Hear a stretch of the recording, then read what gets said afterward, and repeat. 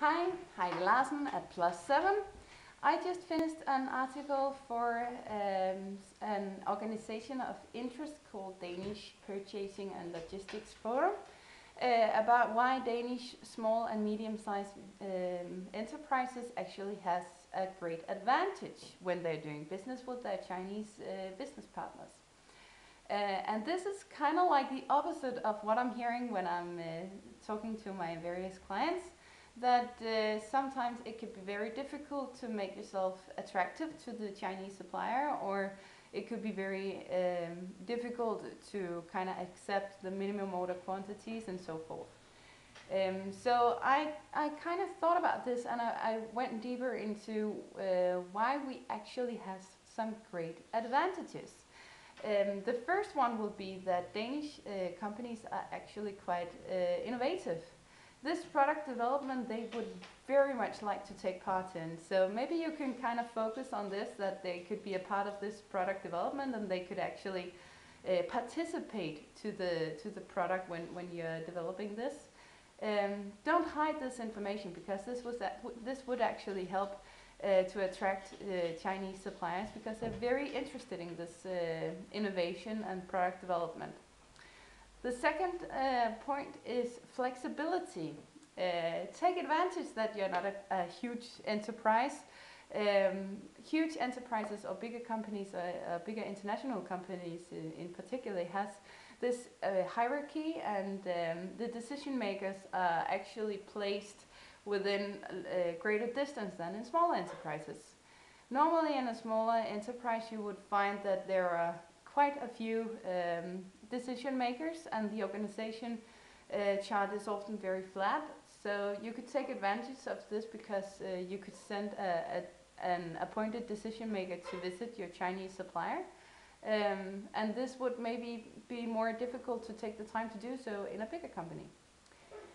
So that's the second point. The third point is OECD made this analysis in the fall of 2011, summing up that Denmark and Danes are actually the most happy people in Europe.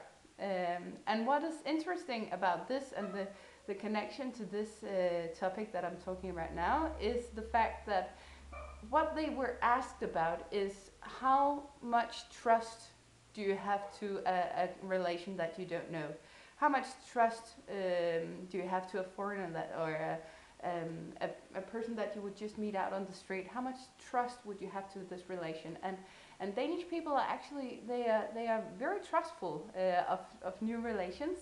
And have you seen my videos before? You will know that Danish people are very result oriented, and Chinese people are very relation oriented.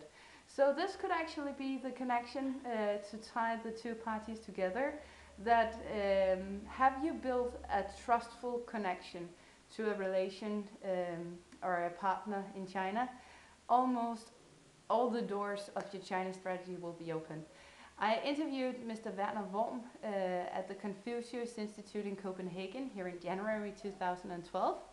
And the conclusion of that interview was actually also that, have you built this trustful relationship to a partner in China, your China strategy will succeed, because no matter if it's to sell your goods in the Chinese market, if it's to set up a supply chain in China or production in China, if you have a strong relation, relation of trust to a Chinese business partner, he or she could, through their Guangxi, or you would say Guangxi Wang, their network, could go through opening the doors that you will need to succeed on your Chinese strategy. So yeah, that was the 3 bullet point: innovation, product development, being flexible is also a key word, and trust is the maybe most important keyword in this. So knowing this, maybe we could kind of make ourselves more attractive to the Chinese supplier by playing on these parts. So yeah, and tomorrow morning I will be talking on Danish radio P4, tomorrow morning, Friday, at 7:15 in the morning. And I will put this podcast up on my Facebook site. So go into Facebook, search for +7, press like, and you will be able to see all the links that I put there. So see you on Facebook. And until then, you're welcome to contact me or comment on this video at info@plus7.dk. And I will be looking forward to hear from you and share more tips with you in the near future. Until then, 再见.